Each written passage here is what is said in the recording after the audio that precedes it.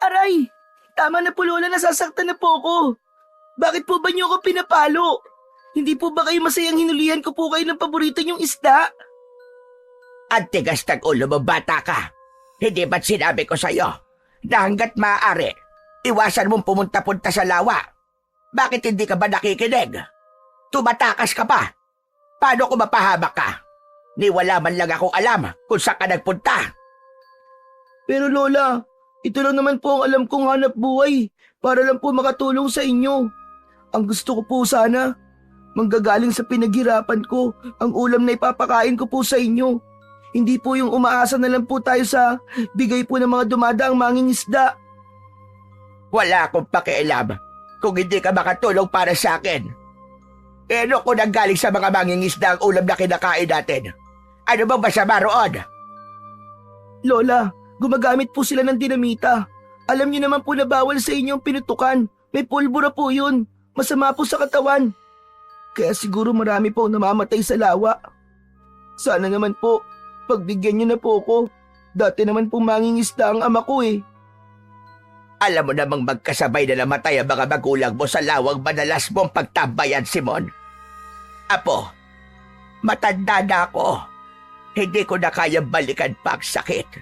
Kung paanong mawala ng anak. Pati ba naman ikaw, Apo? Hindi pa naman po nahahanap ang katawan nila, Lola. Katulad ng iba pang mga biktima. Paano niyo po nasabing patay na sila?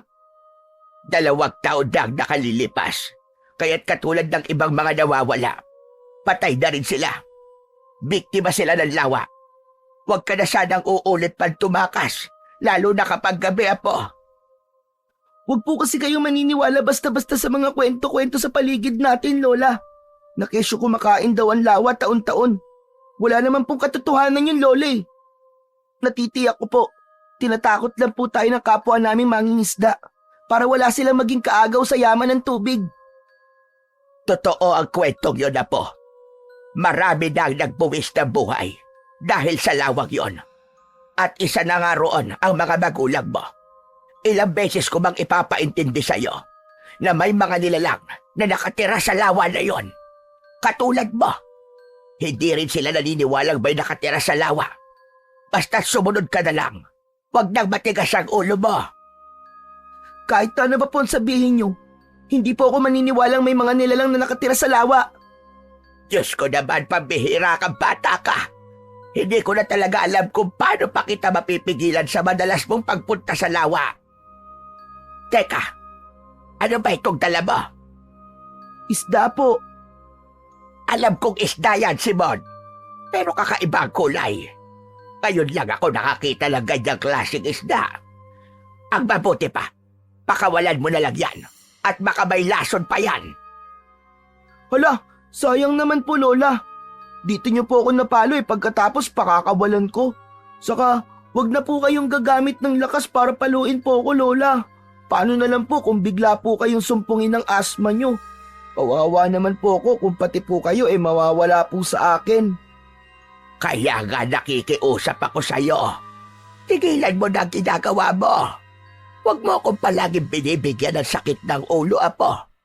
Gusto kong mangako ka ngayon na hindi ka na ulit pupunta sa lawa kahit kailan. Hindi ka na rin mangunguha ng isda sa lugar na yon. Naiintindihan mo ba?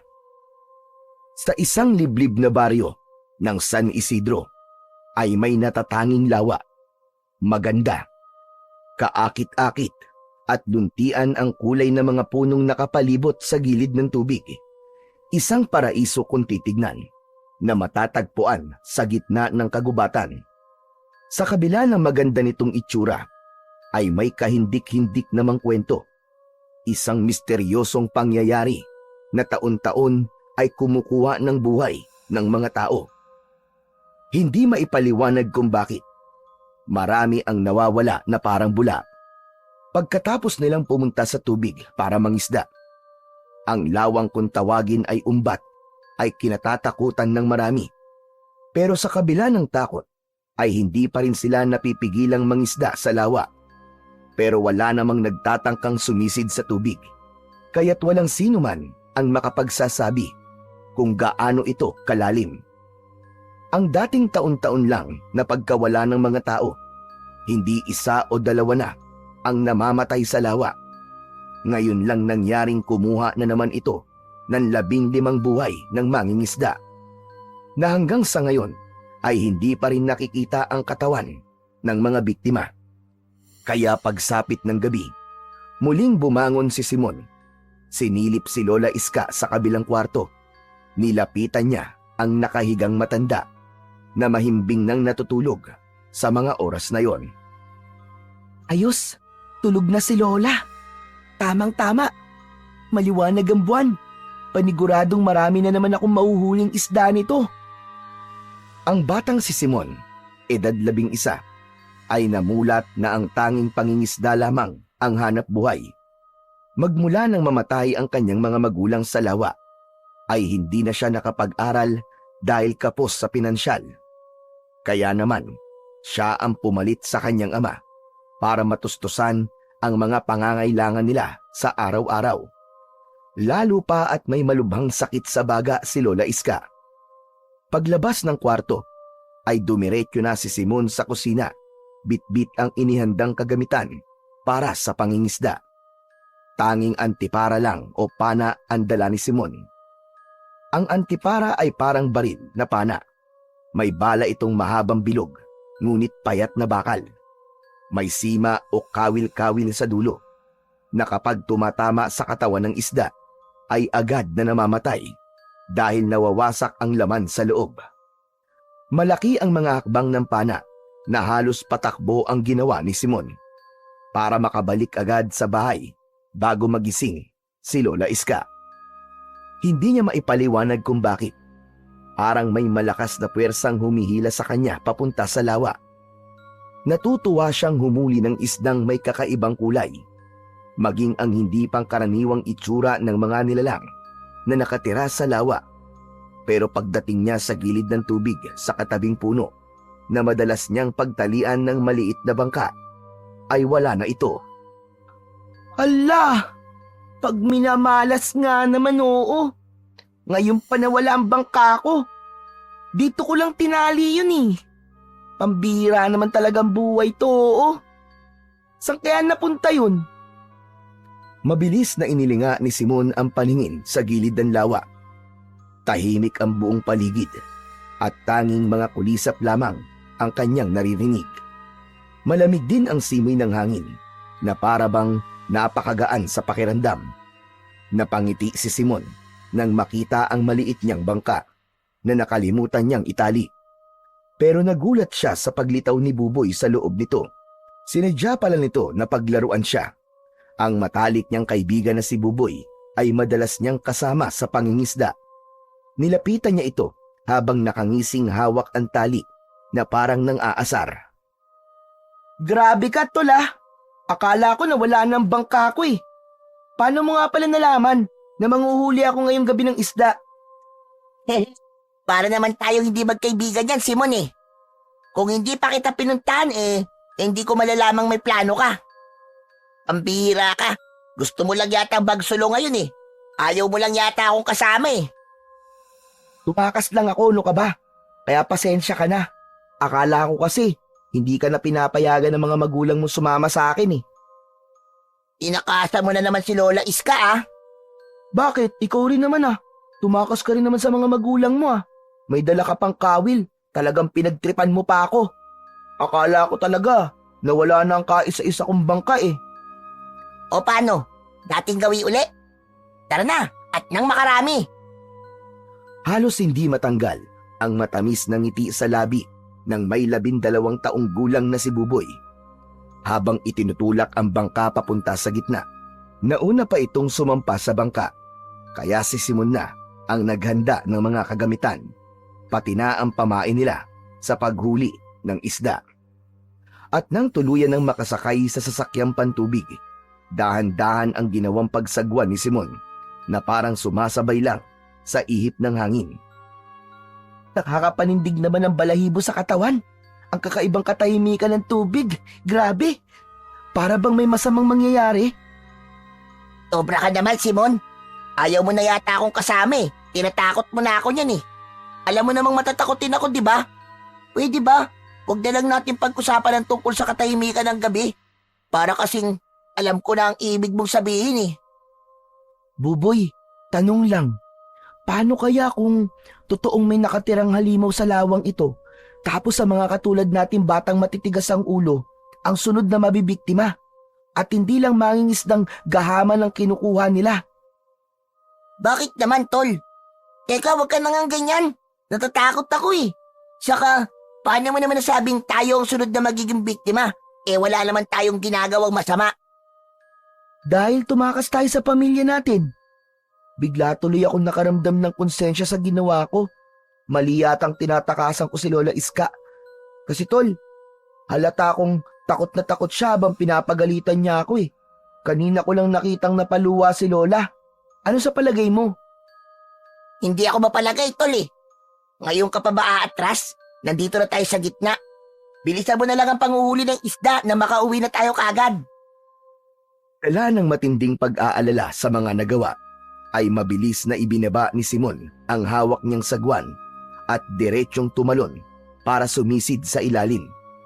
Paglapat ng kanyang balat sa malamig na tubig ng lawa, naramdaman din niya ang kakaibang hatid ng presensya ng tubig na parabang may mabigat na dumadagan sa kanyang dibdib. Hanggang sa nakakita na naman siya ng makulay na isda. Sa tulong ng tumatagos na liwanag ng bilog na buwan, malinaw niyang nakikita ang mga isdang may pambihirang mga itsura.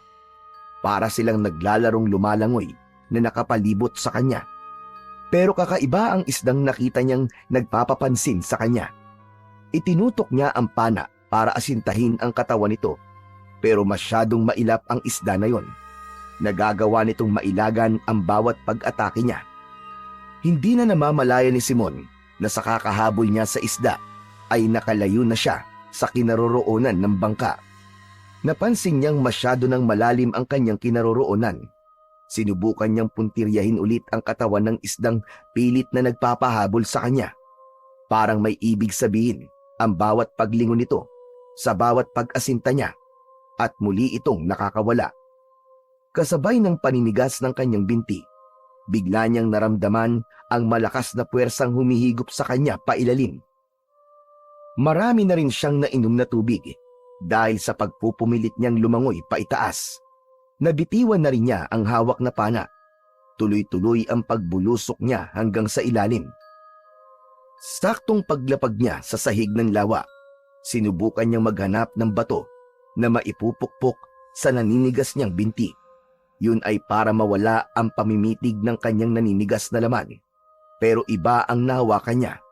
Isang matigas na bagay, madulas na akala niya ay bato. Pero nang maiangat niya, ay nanlaki ang kanyang mga mata. Humalat ang kulay berdeng liwanag na nagmumula sa bilog na bagay na nadampot niya. Makinis na parang isang marmol. Nagbago ang galaw ng tubig sa ilalim na parang iniikot siya ng mabilis. Napuno ng takot ang kanyang dibdib. Gusto niyang sumigaw para humingi ng tulong sa kaibigan, pero alam niyang walang silbi ang sigaw niya. Kinapa ni Simon ang taling nasa bewang para hilain. Ipo-ipon tubig! Diyos ko, tulungan niyo po ako! Buboy, hilain mo ang tali! Bilisan mo! Nasabi na lang niya yun sa kanyang isipan habang hinihila ng malakas ang tali na nakapalupot sa kanyang bewang. Nagtataka siyang hindi naiisip ng kaibigan na masyado na siyang matagal sa ilalim ng tubig. Kasabay ng liwanag na nagmumula sa bato, ang pagtunog ng ipo-ipo na parang may isang nilalang ang biglang nabulabog sa ginawa niya. Halos mahilo siya sa lakas ng pagkakaikot niya sa ipo-ipong nakabalot sa katawan niya. Nakapagtatakang bumilis ang kanyang paglangoy at nakarating na kagad siya sa ibabaw ng tubig. Diyos ko naman, Simon! Grabe ang tagal mo sa tubig ah! Tinakot mo naman ako! Saka tignan mo, naputol yung lubid sa bangka. Ano ba nangyari? Pambihira ka oh! Saka namumutla ang labi mo! Ano? Ayos ka lang ba? Buboy, may kakaibang nangyari sa akin sa ilalim ng tubig. Tulungan mo ako, dali. Tulungan mo ako. Hilahin mo ako para makasampa ako sa bangka. Akma na sanang lalapit si Buboy para tulungan si Simon, pero nagulat ang kanyang kaibigan nang bigla siyang umangat sa tubig. Diretsyong nakasampa sa bangka. Mabilis ang tibok ng kanyang pusong pinagmasdan ang nangyayari sa sarili. Mataas ang kanyang talon na parang kasinggaan ng papel. Iba ang nararamdaman niyang enerhiya na nanggagaling sa kulay berdeng bato. Pati ang liwanag na nililikha nito. Kung dating si Simon ang namumutla ang labi, ngayon naman ay si Buboy. Parang ibinabad sa suka ang mukha nito. Nakaawang ang labi. Nakadipa ang mga braso habang nakasandal sa dulo ng bangka. Ano nangyayari sa akin? Bakit ganito ang mga kilos ko? Ako rin. Nagulat ako nang bigla kang tumalon papunta sa bangka. Anong nangyayari sa'yo? Bakit ka nagkakaganyan? Tangka na sanang ikikwento ni Simon ang mga nangyari sa ilalim ng tubig nang biglang umikot ang kanilang bangka. Lumitaw ang tumutunog na ipo-ipong tubig. Pati ang pag-alingaw-ngaw ng malakas na huni ng hayop na parang nanggagaling sa ilalim ng lawa. Nakakakilabot ang tunog na tila malaking halimaw na galit na galit. Diyos ko! Ano ba nangyayari? Mukhang nagkakatotoo na yata ang mga sinabi mo kanina, Simon. Saka ano bang klase ng bato yung nasa kamay mo? Bakit kakaiba? Natatakot na ako. Umalis na tayo rito. Mabuti pa nga, bigla rin nagtaasan ang mga balahibo ko sa katawan eh. Sige, ako na lang ulit ang magsasagwan. Bilisan natin. Kukunin na lang sana ni Simon ang sagwan nang biglang lumitaw sa tabi niya ang isdang naging dahilan ng muntika niya nang ikapahamak. Malalaki ang kulay asul nitong kaliskis. Ang palikpik ay kulay pulang may halong dilaw. Kulay berde naman ang buntot.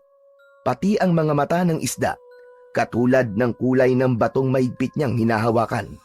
Napalunok siya ng laway nang bigla niyang marinig ang boses ito. Halos manlaki ang kanyang mga mata dahil biglang nagsalita ang isdang may iba't ibang kulay. Umalis na kayo!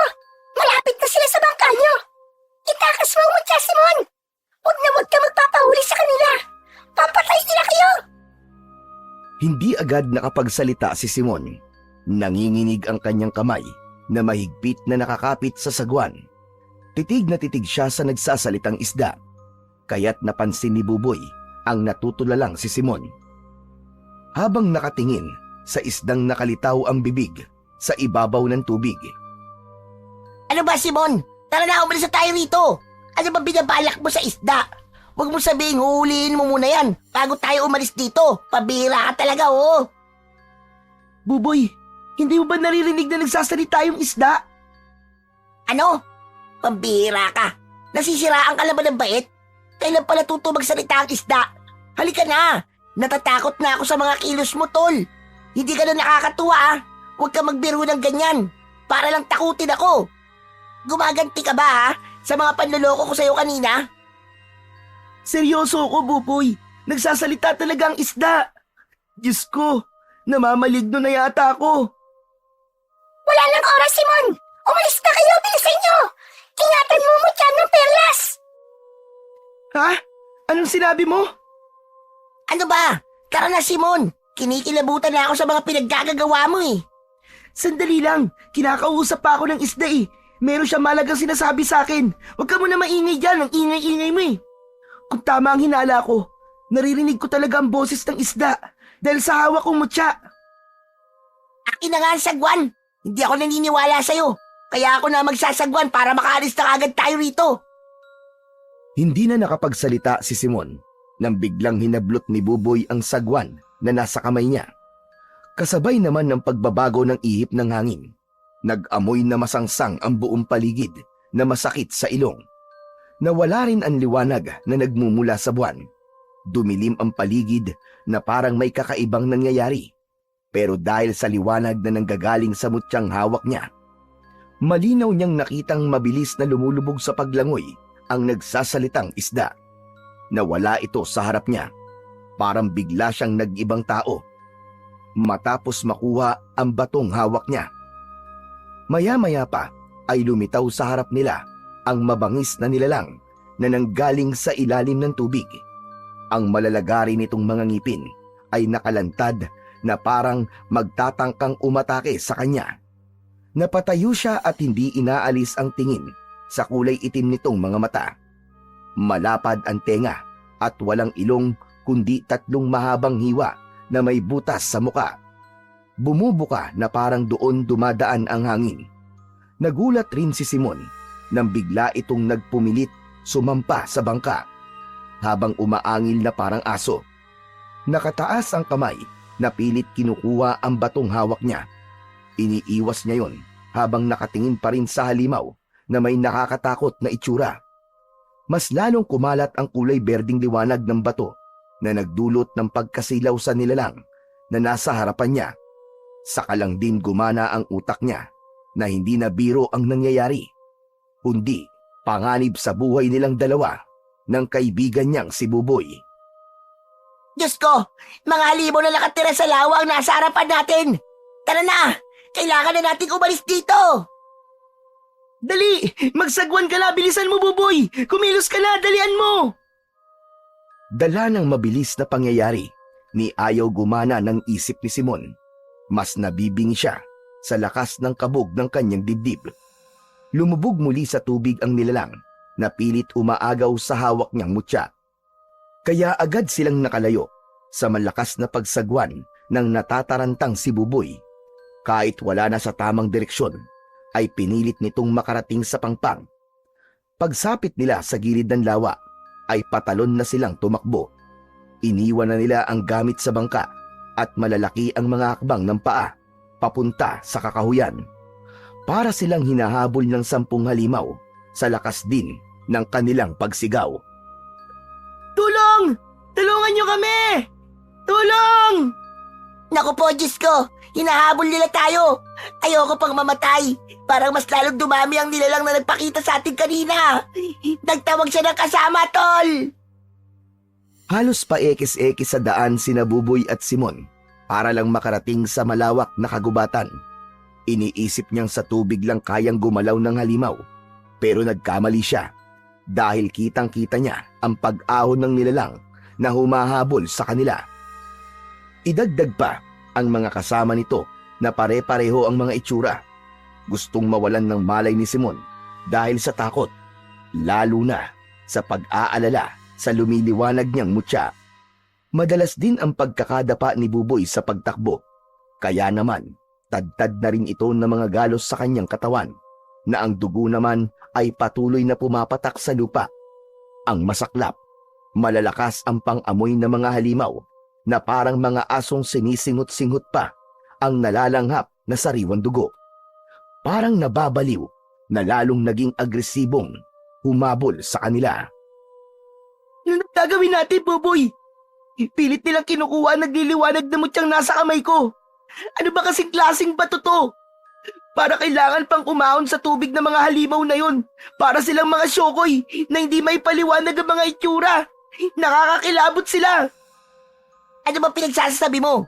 Malapit na ako mabaliw sa mga katagang lumalabas sa bibig mo, ha? Saka ano ba sinasabi mong tungkol sa mutya, ha? Liwanag ba? Pero wala naman ako nakikitang liwanag, ha? Naguguluhan na ako sa'yo. Kahit ako, naguguluhan na rin sa nangyayari sa akin. Pati ang liwanag na nililika ng mutya, nalilito na ako. Pero wala talaga akong makitang liwanag. Ano ka ba naman, Simon? Kung ganon, ibig sabihin ako lang nakakakita sa liwanag ng batong to. Kulay berding maliwanag na nakakasilaw, kaya nakikita ko malinaw ang daan. At ang hayop kanina sa tubig. Malalakas ko rin naririnig ang kanilang mga boses. Ano ba nangyayari sa akin? Abay, malay ko sa'yo. Mas natatakot pa ako sa'yo kaysa sa mga halimaw na humahabol sa atin, eh. Sa totoo lang, nakita ko rin ang pagbabago sa kilos mo. Hindi kaya dahil sa mutyang hawak mo? Itapon mo na nga yan. Mapapahamak tayo dahil sa pesting bato na yan, eh. Ewan ko. Pero kahit na ano mangyari, hindi ko to tatapon. Ano ka ba naman, Simon? Bahala na. Naguguluhan na talaga ako. Hindi ko na alam ang gagawin ko. Hindi ko na maintindihan ang mga nangyayari. Ni ayaw gumana ng utak ko. Gulong-gulo na ako. Halos mapasabunot sa sariling buhok si Simon habang sandaling nagpahinga sa pagtakbo. Mas lalo pa siyang naguluhan nang marinig niya ang boses ng nakasalubong nilang baboy ramo. Sinabi nitong magtago raw sila sa makapal na dahon ng halamang gubat sa mismong pinagdukalan raw nito ng lupa para daw matalo ng amoy ng baboy ang dugong umaagos sa tuhod ni Buboy. Diyos ko, pati ba naman baboy ramo? Nagsasalita na rin? Ano? Dali, bilisan na natin tumakbo, Buboy. Kailangan daw natin magtago sa malagong halaman na nakikita kong pinuntahan ng baboy ramo. Siya nagturo sa atin para makatakas tayo sa matalas nilang pang-amoy. Walang nagawa si Simon kung hindi ang hindi muna pansinin ang mga bagay na naririnig niya sa kanyang paligid. Kung tama ang hinala niya, may kapangyarihan ang hawak niyang mutya. Kaya't sinundan sila ng mga halimaw na ni pangalan ay hindi niya masambit. Saktong pagtago nila ni Buboy sa makapal na halamang itinuro ng baboy ramo, dumating ang mga halimaw na humahabol sa kanila. Malapitan nilang nakita ang totoong itsura ng mga ito na halos magpatigil sa kanilang paghinga. Nanlalaki ang kanilang mga matang napataklog ng palad sa sarili nilang bibig. Dahil ang balat ng mga nilalang ay kulay berdeng lumot na may mabahong amoy, malangsa na masakit sa ilong. Umaangil na parang tunog ng asong nauulol. Ganon din ang mahahabang mga kuko sa daliri na ang itsura ay parang sa kamay ng palaka. Ang higit na napansin ni Simon ay ang pagbabago ng kulay ng mga mata nito, pati na ang pagbuka at pagsara ng tatlong hiwa sa mukha nito. Sa hindi inaasahang pangyayari, nasaksihan nilang dalawa ni Buboy ang paraan nito ng paglapa sa usa na napadaan lang. Dinig na dinig ni Simon kung paanong umiyak at humingi ng tulong ang usa. Sa awa niya ay napakuyom siya ng kamao. Nanginginig ang kanyang katawan, napilit pinapakalma ang kanyang sarili. Mas lalo silang kinilabutan nang mula sa tapat ng kanilang pinagtataguan, lumaki ang bibig ng halimaw na halos umabot sa sikmura nito. Parang ahas na kayang palakihin ang bibig para lumunok ng biktima ng buong buo. Kahit isang buong malaking usapa ang lapain nito ay magkakasya sa makunat nitong bunganga. Dinig na dinig nila ang pagkadurog ng mga buto sa malalagari nitong mga ngipin. Tumulo ang dugo ng hayop sa baba nito, pero dinilaan lang ng malasangan nitong dila ang umaagos na likido. Hindi na nakayanan pa ni Buboy ang takot sa kanyang nasasaksiyang mga eksena. Pasigaw itong tumayo at tumakbong papalayo kay Simon. Nagulantang ang mga halimaw sa malakas na pagsigaw ni Buboy habang tumatakbo papalayo sa tabi ni Simon. Pero hindi ito hinabol ng mga nilalang. Sa halip, sabay-sabay na napatingin sa gawin niya. Nakangising nakadipa ang mga braso na bakas ang pagkasabik sa tangan niyang mutya. Wala nang nagawa si Simon kundi ang tumayo at humabol sa kanyang kaibigan. Buboy! Saan ka pupunta? Bumalik ka! Anak ka ng teteng! Buboy, wag mo akong iwan dito! Huwag kayong lalapit! Halimaw kayo! Huwag kayong lalapit! Biglang nagsalita ang mga halimaw, katulad ng mga hayop. Hindi makikitang bumubuka ang bibig nito, pero malinaw niyang naririnig ang boses ng pinuno. Ang sabi nito ay ibalik ang mutyang pag-aari nila, dahil kung hindi, uubusin nito ang mga taong nakatira sa paligid ng lawa, kasama ang kanyang lola. Nagulat siyang parang kilala siya ng nilalang. Hindi! Alam kong hindi sa inyo to, at sa mga itsura nyo mga halimaw. Malakas ang kutob kong kinuha nyo lang din ito sa tunay na may-ari. Ang lawa ang may karapatan sa mutya. Kaya umalis na kayo! Ang papangit nyo! Dahil sa mga sinabi ni Simon, biglang umalingaw-ngaw ang malakas na sigaw ng unang nagsalita. Nalantad ang malalagari nitong mga ngipin na may nakasabit pang karne ng usa. Dala ng bugso ng kanyang damdamin nang maalala ang ginawa nito sa kaawa-awang usa. Sinugod niya ito kahit walang dalang armas, kundi ang maliit lang niyang kamao na may lamang mutya.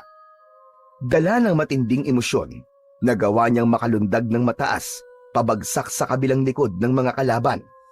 Mahigpit niyang itinago ang mutya sa kanyang kamay habang walang tigil ang pag-uumalpas ng liwanag sa kanyang kamao. Isinuntok niya ang mutya sa unang halimaw na nakatayo at ganun na lang ang gulat niya nang tamaan ito sa likod at pasadsad na bumagsak sa lupa. Mas lalong tumindi ang galit ng nilalang at pasugod na tumakbo sa kanyang kinaroroonan. Lumaki ang buka ng bibig nito para ikagat sa kanyang leeg, pero nakailag siya at sinalo ang muka nito ng kanyang sipa. Bumagsak din ito sa lupa na umaangil sa matinding galit. Dahil sa nakitang bilis ng kilos niya, pinagtulungan siyang sugurin para atakihin ng mga alagad nito. Hindi niya nakayanan ang mas dumadaming puwersa ng kalaban. Habang nakikipagpambuno siya sa mga halimaw, ay naramdaman niya ang pagguhit ng sakit sa kanyang katawan dahil sa mga tinamong sugat mula sa kagat at kalmot ng halimaw. Bitaw! Bitiwan niyo ako! Tulungan niyo ako! Tulong! Tulong! Lola! Pero parang bingi ang katahimikan ng gabi sa bawat pagsigaw ng tulong ni Simon. Walang nakakarinig sa kanya. Iniwan na rin siya ng kaibigan, kaya't mas lalong naramdaman niya ang sakit na parang humuhukay sa kanyang kalamnan. Makirot na kayang magpahinto sa kanyang paghinga.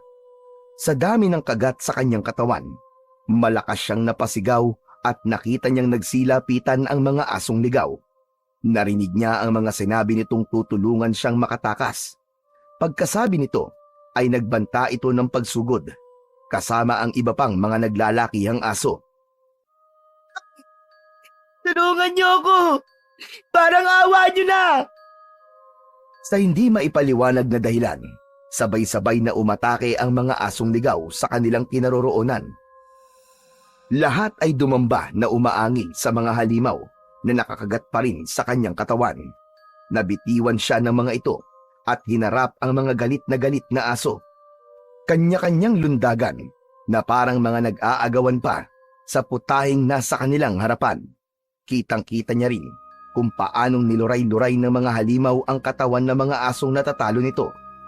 Napuno ng pag-atungal ang buong paligid nang dahil sa mga asong nasasaktan. Kumalat ang masaganang dugo sa damuhan mula sa mga nahating katawan ng hayop.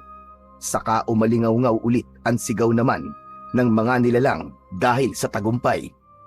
Naubos ng mga halimaw ang mga asong tumulong sa kanya. Maya-maya pa ay dumating ang isang matangkad na lalaki, kasama ang kaibigan niyang si Buboy. May suot na salakot ang matanda na gawa sa abaka. Kulay itim ang damit pang itaas, na ang mahabang pantalon ay gawa sa malambot na tela. Hawak nito ang kanyang mahabang armas. Kung hindi siya nagkakamali, isa yung uri ng kagamitang panghuli ng isda. Isang tridente na ang itsura ay parang sibat na may 3 talim sa dulo. Hindi na nakatayo si Simon dahil nanlalabo na ang kanyang mga mata. Habang mahigpit pa rin niyang hawak ang mutyang pilit na inaagaw ng mga halimaw sa kanya. Nalaman niyang si Buboy ang dahilan kung bakit siya tinulungan ng matanda. Mulimpino! Isaro kumpirno! Layuan niyo ang bata! Dahil kung hindi, itatarak ko sa katawan niyo ang hawak kong salapang! Natigilan ang mga nilalang na magtatangka pa sanang lumapit kay Simon. Napaatras ang mga ito nang walang tigil sa pag-angil na kahit nasaktan ng mga asong nakalaban kanina ay hindi tumigil sa pag-angad na mapatay siya. Natatakot sila sa matanda na para bang matagal na nila itong kilala. Mabilis na kumaripas ng takbo ang mga halimaw palayo sa kanilang kinatatayuan. Pero bago tuluyang umalis ang pinunong nakatayo, ilang dipaan layo sa kanya, nagsalita itong may tonong pagbabanta na uubusin ito ang mga nakatirang tao na malapit sa lawa kapag hindi nila ibinalik ang mutya. Dumampot pa ito ng naghihingalong aso mula sa kanilang harapan. Winakwak nito ang tiyan ng aso at hinalukay ang lamang loob gamit ang mahahaba nitong mga kuko. Wala man lang siyang nagawa para iligtas ang asong tumulong sa kanya. Napapikit si Simon at tumulo ang masaganang luha sa kanyang mga mata. habang naririnig niya ang huling boses ng aso na wag raw niyang sisisihin ang kanyang sarili sa mga nangyari sa kanila. Karangalan daw nilang ipagtanggol ang mutya ng perlas. Bago niya narinig ang tunog pagmuya ng halimaw, ilang minuto pa ang lumipas ay biglang tumahimik ang paligid. Tuluyan na ngang nawala sa kanilang paningin ang presensya ng mga halimaw. Saka naman ng dilim ang paningin ni Simon. Naramdaman niya ang pagbagsak ng kanyang katawan sa lupa.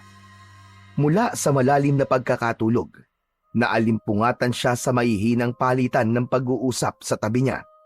Nararamdaman din niya ang matigas na sahig na may banig na gawa sa abaka. Naririnig ni Simon ang boses ng nag-aalalang kaibigang si Buboy habang nakapikit ang kanyang mga mata. Maya-maya pa ay narinig niyang nagsalita ang matandang tumulong sa kanya. Alam kong gising ka na, bata. Dahil magalaw na ang talukap ng iyong mga mata. Kumusta ang sugat mo? Maayos na ba ang pakiramdam mo? Dahan-dahan nang nagmulat ng mga mata si Simon at ang nag-aalalang muka ni Buboy ang nabungaran niya. Pasensya ka na, Simon, ha? Nahuli ako ng dating. Mabuti na lang at nakasalubong ko si Lolo Damian na nagmamadaling papunta sa kinaroroonan mo. Kaya nakahingi kagad ako ng tulong sa kanya. Patawarin mo talaga ako, Tol. Natakot ako at iniwan kita. Nadala lang talaga ako sa mga nakita kong paglapa ng mga halimaw na yon. Ayos lang, Tol. Salamat pa rin kasi bumalik ka. Dahil kung hindi, baka patay na ako ngayon. Hindi ako makapaniwalang ligtas ako ngayon, Tol. Mula sa kubo kong ito, naglalagay ako ng tali na may nakalawit na lata para magsilbing palatandaan kapag may ibang nakakapasok na nilalang. Bigla ko narinig ang komosyon ng mga nag-aaway na mga hayop, pati ang malalakas na pagsigaw mo, Simon. Tapos, nakasalubong ko naman itong si Buboy. Inilarawan niya sa akin ang mga itsura nila. Nagulat ako sa mga nalaman ko kung paano nakarating ang mga aswang na umbat sa gubat na ito. Yun naman pala ay nakuha mo ang mutya na perlas na pag-aari ng lawa. Tuluyan nang napabalikwas ng bangon si Simon na nagtatakang napatingin sa muka ng matanda. Kung titignan ay parang edad 65 taong gulang na ito dahil sa mahabang kulay puting balbas nito na medyo mahabang umaabot sa leeg. Kulubot ang balat pero kakaiba ang kutis. Maliksi ang katawan na parang kilos ng edad na 40 taong gulang. Saka lang naramdaman ni Simon ang masakit na sugat sa kanyang katawan. Nakabakas pa ang sariwang dugo sa ibabaw ng telang ginamit na pangbenda sa kanyang mga binti at braso. Teka po, Lolo. Ano po bang klaseng nilalang ang mga aswang na umbat? Hindi po ba't pangalan yun ng lawa? Marami ang misteryong bumabalot sa lawa na patuloy na binabaliwala ng mga tao. Madalas na rin ang pagbubuwis ng buhay ng mga mangingisda na hanggang ngayon ay hindi pa rin nabibigyan ng hustisya. Nabulabog mo mga aswang na nakatira sa lawa, iho, dahil sa mutyang nakuha mo. Teka lang po, Lolo. Hindi ko po kayo maintindihan eh. Hindi pa rin po naging malinaw sa amin kung ano po bang klaseng nilalang ang aswang na umatake kay Simon. Ang aswang na umbat ay kamag-anak ng mga sokoy. Pero mas mabangi sila sa lahat ng nilalang na nakatira sa tubig dahil pwede rin sila sa lupa. Sila ang dahilan kung bakit marami mangingisda ang nawawala at hindi na makita-kita ang katawan. Para silang mga ahas na nilulunok lang nila ang mga biktima. Hindi sila nagtitira ng kahit na anong bakas dahil may kakayahan silang magpalaki ng bibig na kasya ang tao o hayop na gusto nilang kainin. Tama po kayo, Lolo. Nakita po namin ang kanilang lumalaking bibig na halos tumaklog na po sa kanilang muka. Kahit nga po ang dugong umaagos sa katawan ng biktima ay sinisimot nila gamit ang malaahas nilang dila. Sobrang nakakatakot po talaga, Lolo. Nakakabaliw ang kanilang mga itsura. Kaya ako nga po iniwan si Simon nang dahil po sa sobrang takot ko eh. Kasama po ang mga magulang ko sa naging biktima nila, Lolo. Ang masakit pa, walang magawa ang kapitan para puksain ang mga salot na halimaw na yun. Kaya't paano po sila mapipigilan, Lolo? Dahil walang makakatalo sa kanila, maliban sa taong may tangan ng mutya ng perlas. Ano po, Lolo Damian? Kung ganun po, si Simon po ang taong yun? Oo, siya ang pinili ng lawa para ipagtanggol sila sa namumunong aswang na umbat. Para sa kanila, isang salot ang nilalang na umuubos sa kanilang kapwa-isda. Gusto na nilang makalaya sa kalupitan ng mga halimaw na yon. Ang inaalala ko lamang sa ngayon ay ang kaligtasan ng mga tao rito sa atin. Hanggat nasa iyo ang mutya, hindi sila matatahimik. Patuloy ka nilang guguluhin. Makapangyarihan ang batong hawak mo, Simon. Kaya't huwag mong hahayaang mawala ito dahil may kapalit. Kaya po ba, nakaya kong kausapin po mga hayop sa lupa at tubig? Nagagawa ko rin po silang utusan at naririnig ang kanilang mga boses? Tama ka. Dahil yan ang kakayahan ng mutya na hawak mo. At ikaw lang din ang nakakakita sa liwanag na taglay ng bato. Magagawa mo marinig ang mga boses ng lahat ng mga hayop sa iyong paligid. Dahil ikaw ang bukod tanging hinirang na lalaban sa mga aswang na umbat. Kaya't sikapin mong huwag mabigo dahil may kapalit na parusa kapag hindi mo na ibalik sa dating pwesto ang mutya ng perlas. Pero, bata pa po si Simon. Paano niya po lalabanan ang mababagsik na halimaw na yun, Lolo?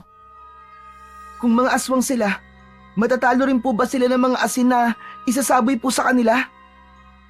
Yan ang pagkakamaling magagawa mo kapag sinabuyan mo sila ng asin. May mga halimo na sadyang nilikha na hindi takot sa asin. Sa halip, kaya nilang magpagaling ng sugat sa tulong ng asin.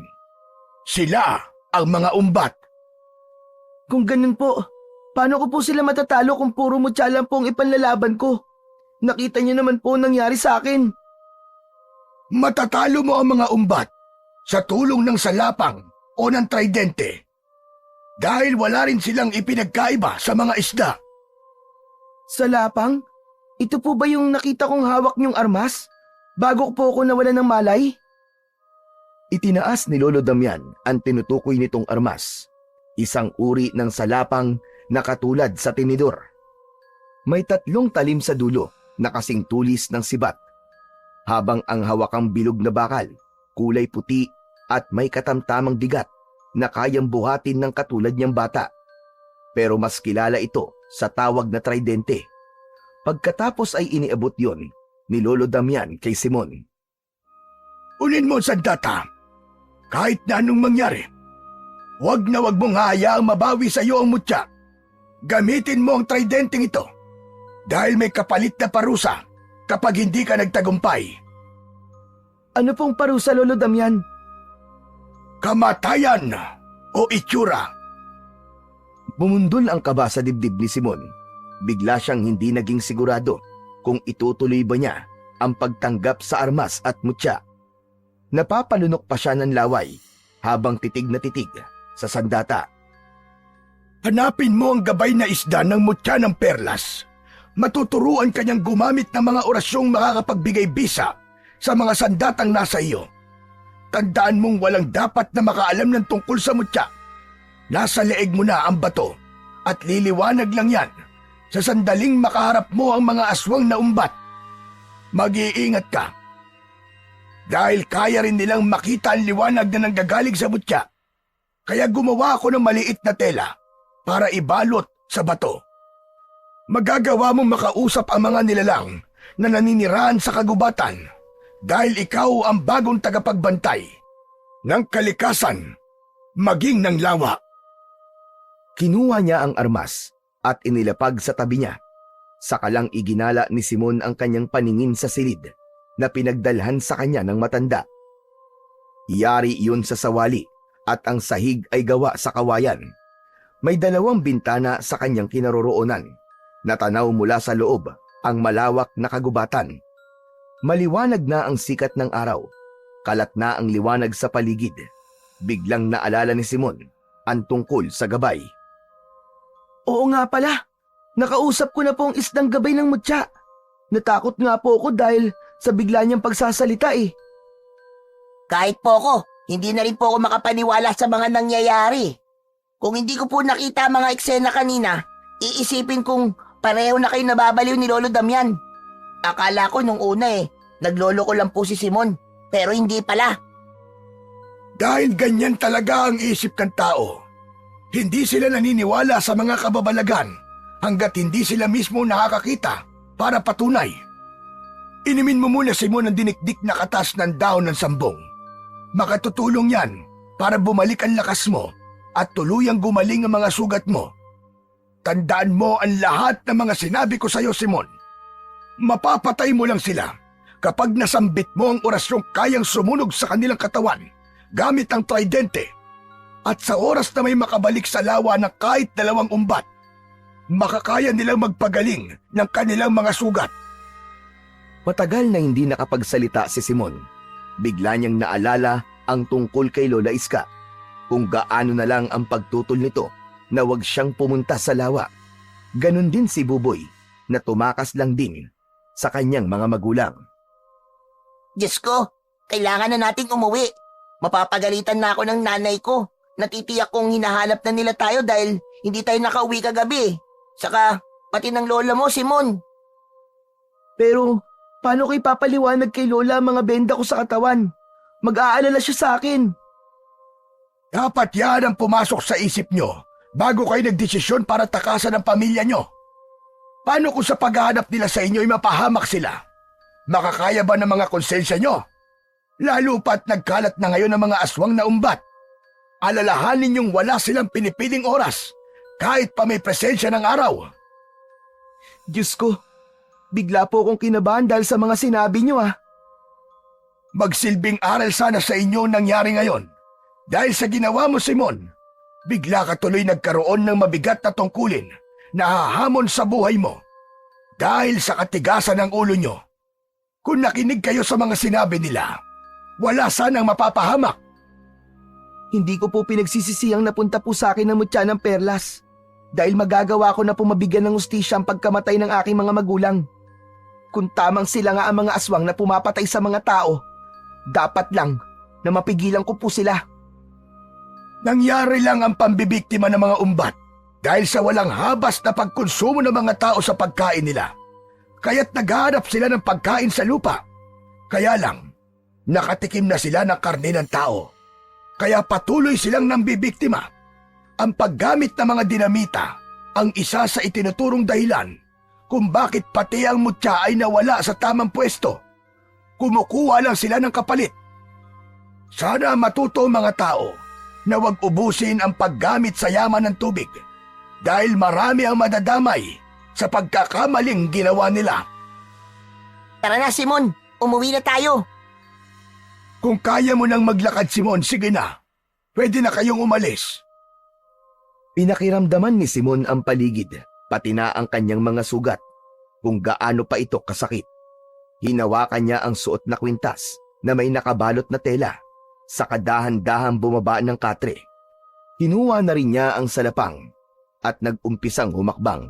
Parang nagdahilang nawala ang sakit at konti na lang ang nararamdamang kirot. Kaya naman, nagtatakang napatingin siya sa matanda. Hindi niya maiwasang hindi mag-isip kung sino ba talaga si Lolo Damian. Bakit marami itong alam sa mutya at sa aswang na umbat? Magtatanong na sana si Simon nang biglang nagsalita si Buboy. Tara na! Bigla akong nag-alala sa mga magulang ko eh. Paano kung totohanin ang pinuno ng mga aswang ang tungkol sa banta nito? Diyos ko, hindi ko kaya mawalan ng mga mahal sa buhay. Tara na, Simon! Kaya nga magtulungan kayong magkaibigan. Yan lang ang magagawa ng bawat isa sa inyo para protektahan ang mga tao. Kunin mo, Buboy, ang nakasabit na itak sa dingding nang kahit papano may sandata ka rin laban sa kanila. Marami sila at huwag niyong maliitin ang kanilang kakayahan. Higit pa sila sa inaakala nyo. Pagkatapos magpaalam sa matanda, ay dahan-dahang naglakad sina Simon at Buboy papasok sa loob ng kakahuyan. Madalas ang paglinga ng magkaibigan sa hulihan ng daan. Kahit kalat na ang liwanag sa paligid, ay pakiramdam nila na may aswang pa rin na nakaabang sa kanila. Lalo pa at sa bawat daanan nilang lupa ay may mga hayop na nagugulat sa kanilang mga presensya. Pati na ang paminsan-minsang pakikipag-usap ni Simon sa mga nakakasalubong na hayop sa gubat. Tuwang-tuwa naman si Buboy na nauutusan ni Simon ang mga hayop, pero napawi ang ngiti nila sa labi nang madaanan ang taong naging biktima ng mga umbat. Katulad ng dati, maraming taong nakikiosyoso. Nakasilip na rin ang dalawa sa umpukan ng mga taong bakas ang matinding pag-aalala sa mga muka. Halos tumalon sa iyak si Buboy nang makilala kung sino ang nakahandusay sa damuhan. Habang pinagkakaguluhan ng mga tao, kitang-kita ni Simon ang pagluhod ni Buboy sa tabi ng biktima na walang iba kundi ang ama nito. Tay! Tatay ko!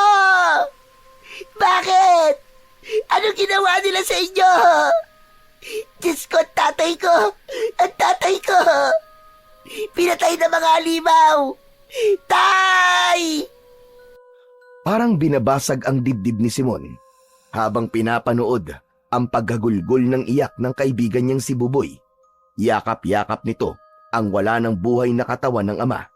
Ang mga laman loob ay nagkalat pa sa damuhan. Ang mas masakit pa, nalaman ni Buboy na namatay ang ama dahil sa paghahanap sa kanila. Parang mababaliw ito sa pagsisisi sa sariling pagkakamali. Maging si Simon, nakaramdam din ng konsensya dahil sa nagawa niya. Namatay ang ama ng kaisa-isa niyang matalik na kaibigan at kasama siya sa dapat nasisihin. Kailan pa kayo kikilos? Hindi pa rin ba kayo maniniwala? Mga aswang na umbat ang gumawa nito. Uubusin nila tayo. Sila ang pumatay sa ama ko. Mga demonyo sila! Mga demonyo sila! Tama na Buboy. Hindi sila naniniwala sa'yo. Bitiwan mo ako! Nang dahil sa mutya, namatay ang tatay ko! Umalis ka na! At wag ka lang papakita sa akin kahit kailan! Oo na. Kasalanan ko na. Masama akong kaibigan. Patawarin mo ko, Buboy. Hindi ko sinasadya. Iyak lang ang naging tugon ni Buboy na muling niyakap ang katawan ng ama, habang ang mga tao naman ay hati ang opinyon. Mas lamang ang hindi naniniwala dahil kagagawan daw yun ng buwaya sa lawa. Kahit na anong gawin nila, wala talagang naniniwala sa kanila.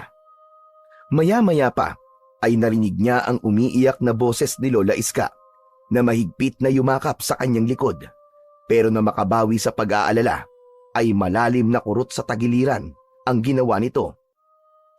Aray! Aray, Lola, tama na po. Masakit po ang mga sugat ko sa katawan. Tama na po. Ano ginawa mo? Na ako mababaliw sa kakahanap sa'yo. Bigla ka nawala sa tabi ko. Hinanap kita. Kayo ni Buboy. Kita mo na ang nangyari.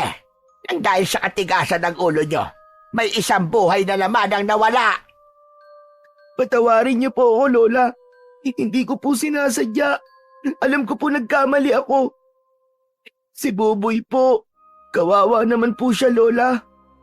Kasalanan ko po ang lahat ng ito. Kasalanan ko po. Hindi na maibabalik ang buhay na nawala. 5 beses na itong nangyayari sa loob lamang ng 1 buwan. Ngayon lang din nangyari ang ganitong pagpaslang na nag-iwan sila ng bakas. Kaya maghihigpit si Kapitan. Pababantayan na niya ang paligid ng lawa. Wala na ring mga tao ang maaaring lumabas sa itinakdang oras. Tara na, Apo. Natatakot na ako sa lugar na ito. Pero paano po si Buboy? Paano po ang kaibigan ko? Hayaan mo muna siyang mapag-isa. Masakit ang mawalan ng ama, lalo na't hindi pa niya alam na hanggang ngayon ay hindi pa nagkakamalay ang kanyang ina dahil sa mga nangyari. Tara na, umalis na tayo rito. Yakap ang bewang ni Simon ng braso ni Lola Iska. Inalalayan siya nitong maglakad pauwi sa kanilang bahay. Mabibigat ang hakbang na hindi may alis ang kanyang paningin sa nakaupong kaibigan sa damuhan. Awang-awa siya dito at galit naman ang nararamdaman niya para sa mga aswang na pumatay sa ama ng kanyang kaibigan. Pagkarating ni Lola Iska at Simon ay naupo si Simon sa upuang gawa sa kahoy. Saka lang siya nakaramdam ng matinding kalungkutan sa nangyari sa kaibigan. Idagdag pa na hindi niya alam kung paano niyang ipagtatapat sa kanyang lola ang tungkol sa mutyang hawak niya. Siguradong mag-aalala ito at mas lalo siyang paghihigpitang umalis ng bahay. Saglit na nawala sa kanyang paningin si Lola Iska. Pagbalik ay may dala na itong isang basong tubig. Baka sa mga mata nito ang matagal na pag-iyak. Halata rin na hindi ito nakatulog ng maayos dahil sa namamaga nitong muka. Alis na tayo sa lugar na ito.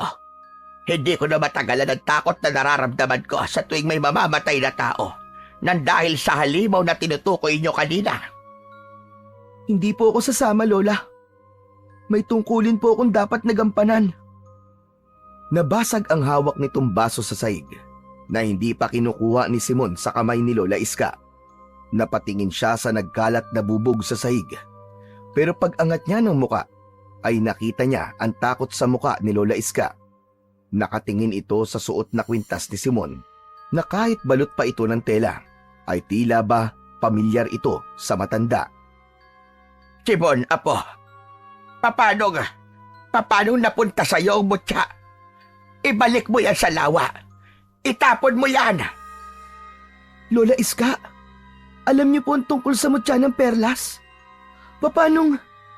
Akin na, ibigay mo sa akin ang mutya at ako magtatapon sa batong yan.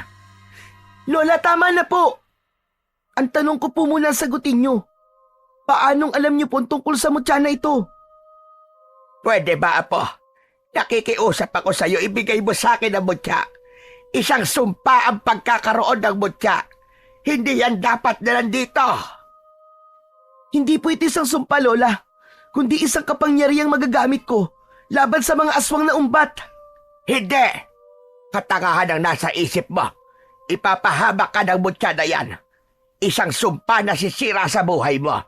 Kagaya ng nangyari sa mga magulang mo. Yan ba ang sinasabi mong tungkulin? Opo, Lola. Teka, ano pong ibig niyo sabihin?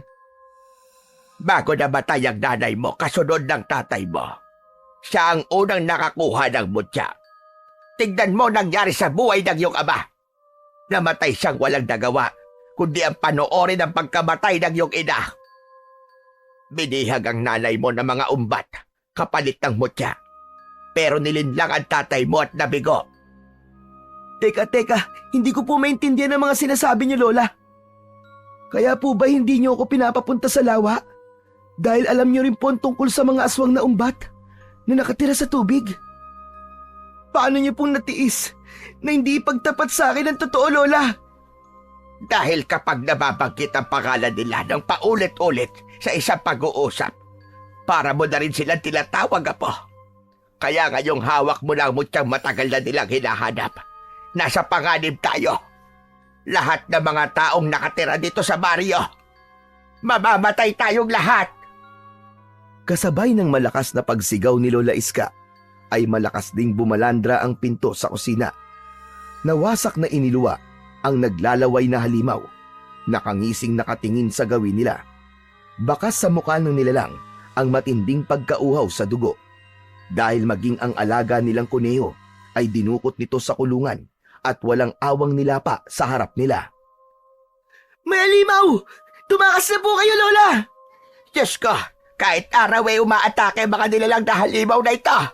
Lola, pakiusap po, tumakas na po kayo! Iligtas niyo po sarili niyo! Hindi pa man nakakaakbang si Lola Iska, ay nasira na ng mga halimaw ang dingding sa harap ng kanilang balkonahe. Dahil gawa lang sa pawid ang dingding, madaling nasira ng mga aswang ang kanilang kubo. Kahit punong-puno ng katanungan ang isip ni Simon. Mabilis niyang dinampot ang nakasandal na tridente sa bangkong inuupuan niya kanina. Hinarangan niya si Lola Iska para protektahan ito. Biglang lumiwanag ang hawak niyang sandata na patuloy na iwinawasiwas ang armas sa dalawang umbat na magtatangkang sumugod sa kanila. Habang maririnig ang malalakas na pag-angil na parang nagagalit na asong nauulol. Si Lola Iska naman ay nanginginig na sa takot na nakatago sa likod ni Simon. Saktong paglundag ng unang nilalang na dumating sa kubo ay sinalo naman niya ng pag-atake gamit ang tridente. Bumaon ang talim sa dibdib ng halimaw. Nakita niyang lumiwanag ang suot niyang mutya, pati na ang hawak niyang sandata. Ang hawakan nitong bakal ay uminit na tumulay hanggang sa dulo. Halos mabingi si Simon sa lakas ng sigaw ng umbat dahil sa napapaso nitong balat pati ng laman. Bumagsak ito sa sahig na kawayan. Sa kanya nilapitang ipinakita sa kasamahan nito ang matindi niyang galit sa halimaw. Nagkikikisay na bumubula ang bibig ng halimaw. Habang nakatirik ang mga mata, bumulwak ang dugo mula sa laman na tinamaan ng talim. Napatay mo, Apo! Simon! Sa likod natin! Sa lakas ng sigaw ni Lola Iska ay mabilis din ang ginawang pag-ikot ni Simon para salubungin ng hawak niyang armas ang galit na aswang. Mabuti na lang at tinamaan niya ito sa leeg na halos lumampas ang talim sa batok nito. Nanginginig ang boses na pilit inaabot ang mutyang nasa leeg ni Simon. Tinadyakan niya ito kaya't natumba rin ito sa saig sa tabi ng una niyang napatay. Pagsisisihan niyo ang ginawa niyong pagpatay sa aking mga magulang, pati na sa aking alaga, at sa tatay ng kaibigan ko! Itinarak ni Simon ang talim ng tridente sa dibdib nito. Kagaya ng nangyari kanina, nasunog rin ito sa init na taglay ng kanyang sandata. Idagdag pa ang pagbaon ng talim sa laman nito. Naluluwa sa galit na inikot ang talim sa dibdib ng aswang. Bumulwak ang kulay itim na dugo na may amoy malangsang masakit sa ilong. Halos wala siyang patawad na paulit-ulit niyang sinaksak ang katawan ng umbat. Tama na, Apo! Tama na! Masyado ka na nagpapadala sa galit mo. Umalis na tayo rito. Hindi tayo ligtas dito. Kailangan ko po kayo madala sa ligtas na lugar. Kay Lolo Damian, doon po muna kayo titira pansamantala hanggat hindi ko po natatalo ang mga umbat. Sino? Sinong Damian? Siya po ang gumamot sa sugat ko. Sa kanya rin po galing ang tridente. Ligtas po kayo sa bahay niya. Tara na po. Nararamdaman ko po malapit na silang makarating sa bahay natin. Mukhang tututuhanin po ng mga umbat ang banta nila sa baryo. Sa sandaling hindi ko maibalik ang mutya. Diyos ko, bakit ba nangyayari ito sa atin, Apo? Bakit ikaw pa ang pinili? Natatakot ako. Baka mapahamak ka at mawala ka rin sa akin. Hindi po mangyayari yun, Lola. Hanggat nasa panig po tayo ng kabutihan, wala pong makakatalo sa atin. Malalaki ang mga hakbang nila na lumabas sila sa nawasak nilang bahay. Naluluwang muling pinagmasdan ni Simon ang namatay niyang alaga. Saka mabilis na tinahak ang daan papunta sa kagubatan para ihatid lamang ang matanda sa bahay ni Lolo Damian. Nadaanan niya ang lawa at nilapitan niya nang maalala niya ang gabay ng mutya, ang isdang una niyang nakausap. Ano pa ginagawa natin dito, Apo? Nasa panganib ng lugar na ito. Hindi tayo pwedeng manatili sa lawa. Wala po akong nararamdamang panganib sa tubig. May kailangan lang po akong kausapin, Lola. Ilinisan muna ni Simon ang talim ng tridente, maging ang kanyang brasong tinalsikan ng dugo ng umbat. Saka lang din niya naramdaman ang pagkirot ng sugat sa hita. Pero dahil sa tulong ng mutya, napapanatili niya ang lakas ng kanyang katawan. Maya-maya pa ay lumitaw ang isdang gabay ng mutya ng perlas. Magmadali ka, Simon! Wala nga mga nilalang sa loob ng lawang ito. Nagkalat sila sa kagubatan para ubusin ang mga tao sa palibot ng baryo. Iligtas niyo sila at kahit na anong mangyari, wag mong ibibigay sa kanila ang mutya. Paano ko sila matutulungan? Hindi ko nga alam kung paano gamitin ang bisa ng mutya. Saka, bakit nakakaya nilang umatake kahit may presensya pa ng araw? Dahil nawala ang mutyang bumabalanse sa lahat ng nilalang na nakatira sa tubig, maging sa lupa. Habang wala sa tamang pwesto ang mutya, hindi matatahimik ang baryong ito. Tanging ikaw lang ang makakatulong sa amin. Apo, ano ba nangyayari? Bakit parang nakakausap mo ang isda? Tama po kayo, Lola. Talagang nakakausap ko po ang lahat ng mga hayop na nakatira sa tubig at lupa. Kaya ko rin po silang utusan sa tulong ng mutya. Wala nang oras, Simon. Ilagay mo ang sandata sa tubig. Saka